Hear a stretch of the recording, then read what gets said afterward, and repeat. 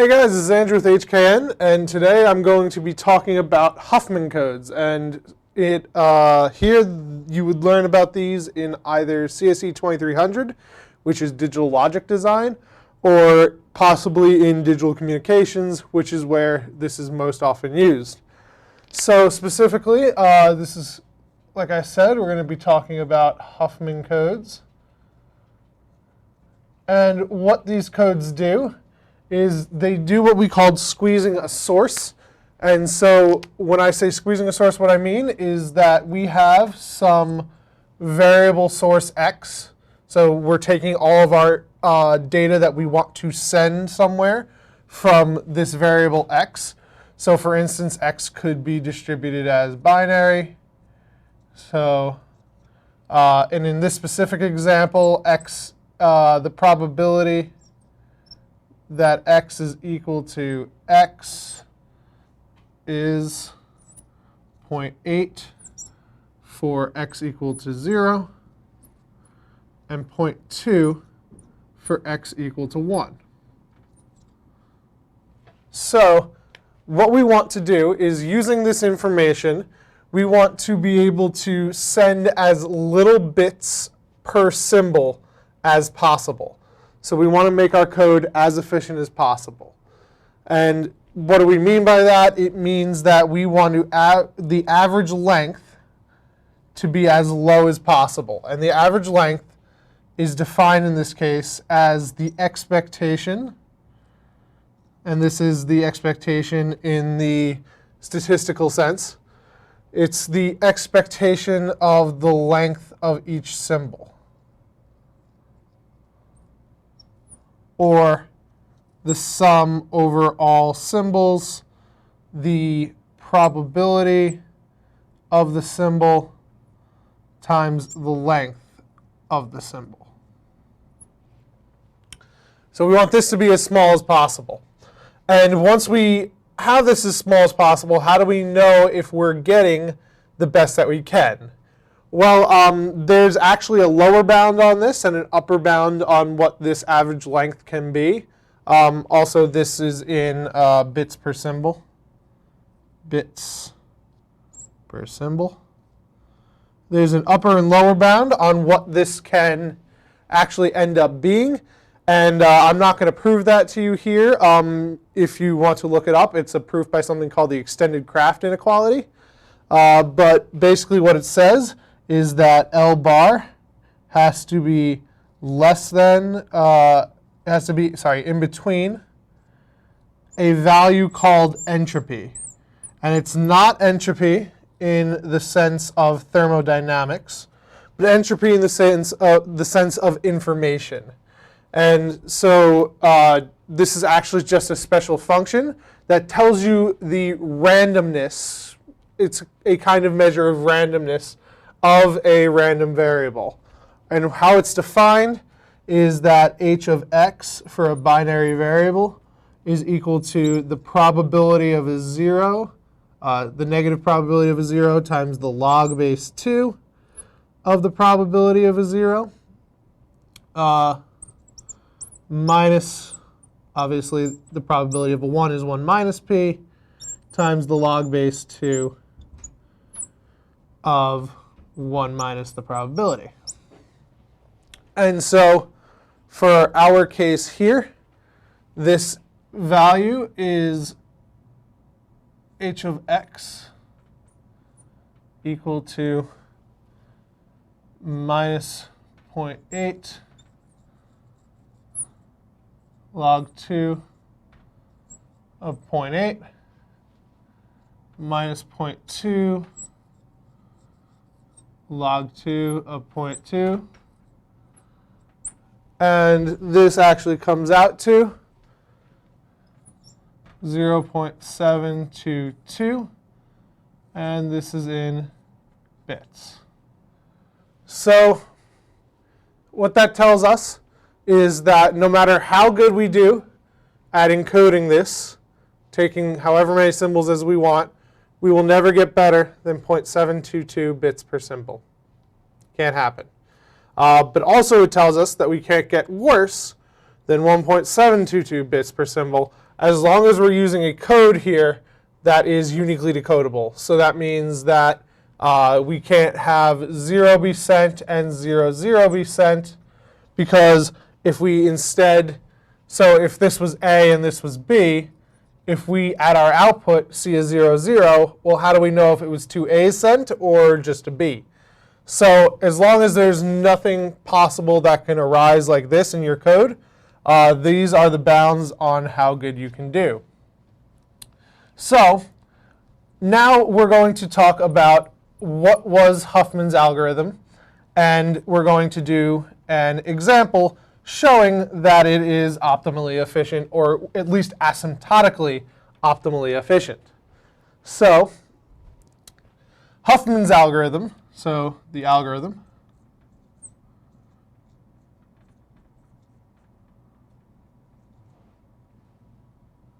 I don't know if I spelled that right, but you get what I'm saying,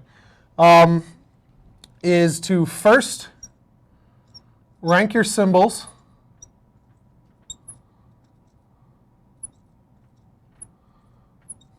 by decreasing probability.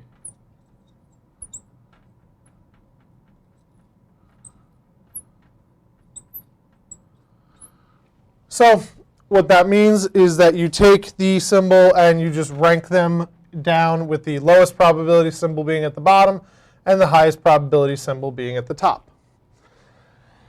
The second step is to combine the lowest two symbols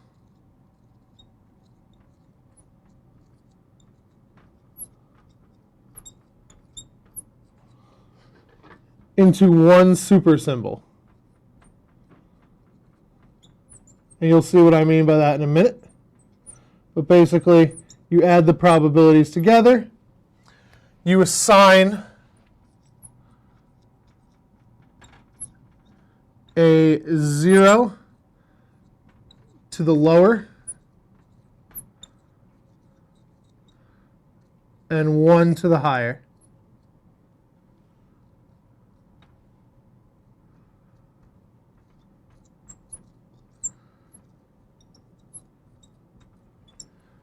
And step 3 is re-rank if the number of symbols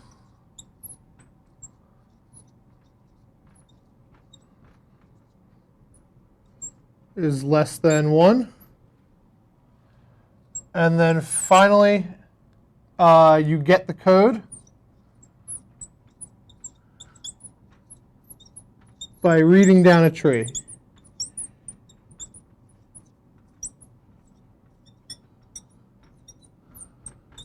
So what does that mean?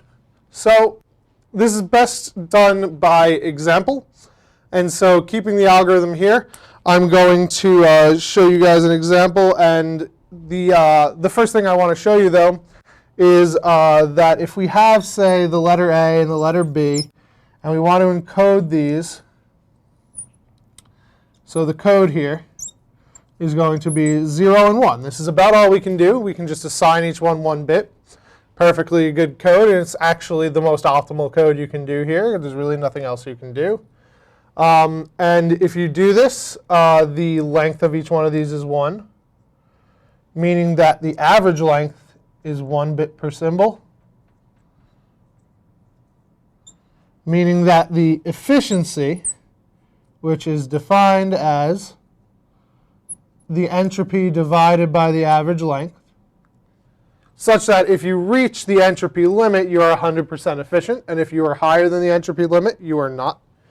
The actual, the efficiency here is 0.722 over 1, which is about 72%, which is not very efficient. So let's see what we can do to do better.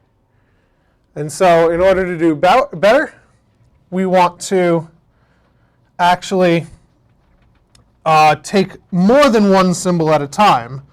So instead of just working with a 0 and a 1, we want to extend this to more symbols. And so we'll take a look at the cases where we take 2 symbols at a time, and we take 3 symbols at a time, and we'll look at the efficiency of those under the Huffman coding algorithm. So we're going to take a break in between the second and the taking 2 at a time and taking 3 at a time, because that will take a little bit of time to erase. But in order to take 2 symbols at a time, what we do is we say that we have our symbols are called A, B, C, and D. So there's 4 of them now. And the primitive coding for these would be like 0, 0, 0, 1, 1, 0, 1, 1. And so what I mean by taking 2 symbols at a time is that instead of just looking at A, B here, we would say that, oh, if we get 2 A's in a row, we're going to call it an A. If we get 2 B's in a row, we're going to call it a D. If we get an A and then a B, we're going to call it B. Or a B and an A, we're going to call it C. And so in doing this, let's say if we can increase the optimality of our code. So the probabilities of each of these symbols, taken 2 at a time, are 0.64 because it is 0.8 times 0.8. We also have these 2 are 0.16 because the probability of getting a 1 or a 0, and a 0. And then the probability of getting 2 1s is 0.04. So knowing this information, let's construct our Huffman coding tree. So we have A, B, C, and D. And these are conveniently ranked in order of decreasing probability. So the algorithm tells us to combine the 2 lowest symbols into 1 super symbol. So we do this. And so when we combine these 2 symbols, the probability of getting either C or D is 0.2. And we assign a 0 to the lower one and a 1 to the higher one. So now we have to go back, and so the number of symbols here is 3, so we have to go back and re-rank these. So we have 0.2, this is 0.16, and this is 0.64. So actually CD is higher than this now, so we have to go up to here. And then once we have this, we combine our super symbol CD with B here. And so if we do that, we have 0.2 plus 0.16 is 0.36. We assign a 1 to the higher and a 0 to the lower. And we still have 2 symbols left, so we re-rank. But it's nice in order. A is still higher. So we finally combine these 2. So that we're at a probability of 1. We assign a 0 to the bottom and a 1 to the top. And now we're done. All of our symbols have been accounted for. So in order to get what these codes are, so our code for each one of these, you just read down the tree. So A is just 1. B is 0, 0. C is 0, 1, 1. And D is 0, 1, 0. So the lengths here are 1, 2, 3, 3. And that would give us an average length of 1.56 bits. But we're taking this at 2 symbols. So reducing that, we end up with 0.78 bits per symbol. And the efficiency for this, defined the same way as over here, is, and it's the same entropy. So the efficiency for this is actually 92.6%, much better than 70%. But if we continued this trend of taking multiple at a time, would this actually continue to give us higher and higher efficiencies? Well, let's continue one more and see if that trend continues. We're going to take a break for 2 seconds while I erase, and magic of editing. All right, guys, so we're going to do an example of taking 3 at a time now. So basically, what we've done now is we've taken getting 3 bits in a row and counting those as symbols. These are the probabilities. The probabilities are 0.512, 0.128, 0.32, and then 0.008. So if you can't see these, I apologize, but those are what they all are: 0.008, 0.032, 032, 128, 032, 128, 128, 512. So now we're going to apply our Huffman coding algorithm. And so ranking these right away, we can see that these are mostly in order. We just need to switch D and E here. So doing that. There we are. So now everything is ranked in the correct order. And we will now apply our Huffman code algorithm. So the first thing we do is we combine the bottom 2 symbols, which are here and here, into one symbol. And this has 0.04 as a probability. We assign the upper branch 1 and the bottom branch 0. So now we have to re-rank. And this re-rank will put this ahead of both F and E. So we need to come up here and extend these guys out. So F and E are now, F and D, not F and E, F and D are now our 2 lowest ranked symbols. So we combine these 2 into one symbol, and this symbol will have 0.032 plus 0.032, which is 0.064. And we assign 1 to the upper branch and 0 to the lower branch. And now we have to re-rank again.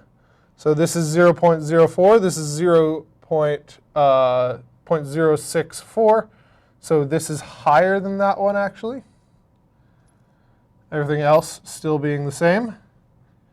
So we combine the 0.04 with our 0.064 into one symbol.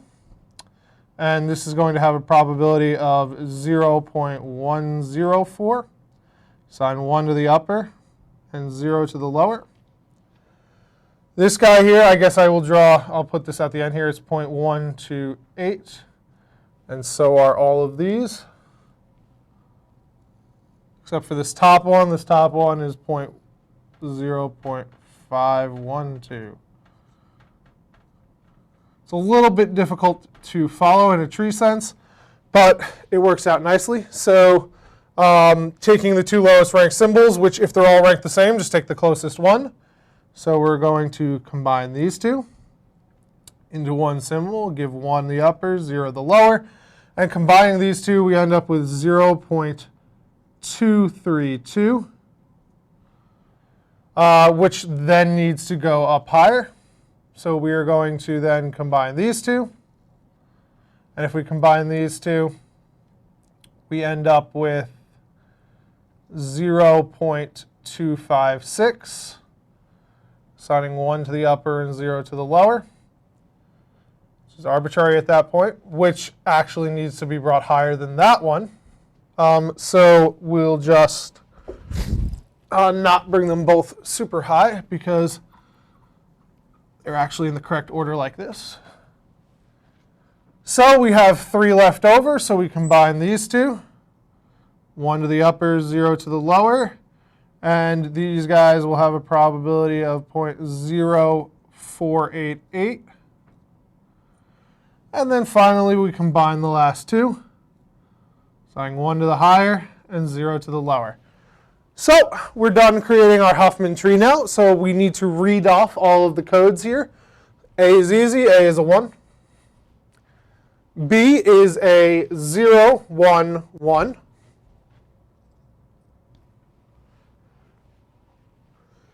C is a 0, 1, 0. D is a, following it back this way, we have a 0, 0, 1, 1. 0, 0, 1, 1. E is a 0, 0, 1.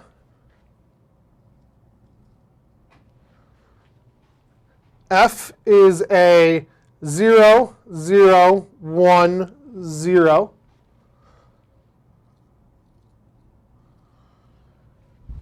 G is 0, 0, 0, 1. 1, 2, 3, 4 zeros followed by a 1.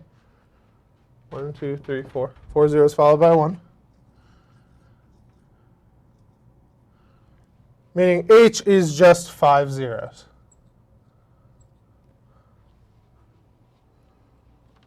All right. Let's double check this here. So E is, all right, so we need to, and F is 0, 1, 0, 0, 0. So there needs to be one more 0 in front of this F here. Okay, so now that's all correct. I apologize for reading off F wrong. F is 0, 0, 0, 1, 0. So 3 zeros, 1 0.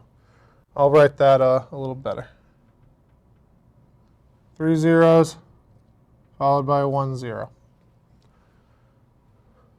All right. So the lengths of these codes are 1, 3, 3, 4, 3, 5, 5, 5. So now we're going to add up all of the probabilities times the lengths. And if you do that, we get our average length. And the average length here, or the expectation of the length, is 2.184 bits taken at 3 symbols at a time. Which, if we reduce that down to 1 symbol at a time, is 0.728 bits per symbol. If you remember, our entropy here, h of x, was 0.722. And so that means that our efficiency, which again being defined as h of x over the average length, is equal to 0.722 over 0.728, which is actually 99.2% efficient. So that's a pretty good efficiency. But if the question is, if we kept taking these more and more at a time, would we eventually get to 100% very, very slowly? And the answer is yes. So Huffman codes are 100% asymptotically efficient. So that means as we take more and more symbols, taking up to infinity symbols at a time, we are getting 100% efficiency. The only problem with this code, you might think, okay, good, why don't we code everything like this? But the reality is, in industry and in stuff like that, in communication companies, they don't actually use Huffman codes. And the reason being is that it requires you to know these probabilities, which very often you will not know the probability of a 1 or a probability of a 0, specifically if you're trying to do compression. So for instance, if you're trying to compress a file, you don't know the number of 1s and 0s that there are going to be. So you can't actually do this. It's not feasible to know that beforehand. So more kind of on-the-fly kind of coding usually works better. But this is a perfectly valid code if you know those probabilities. I hope this all made sense, and thanks for listening. Have a great day, guys.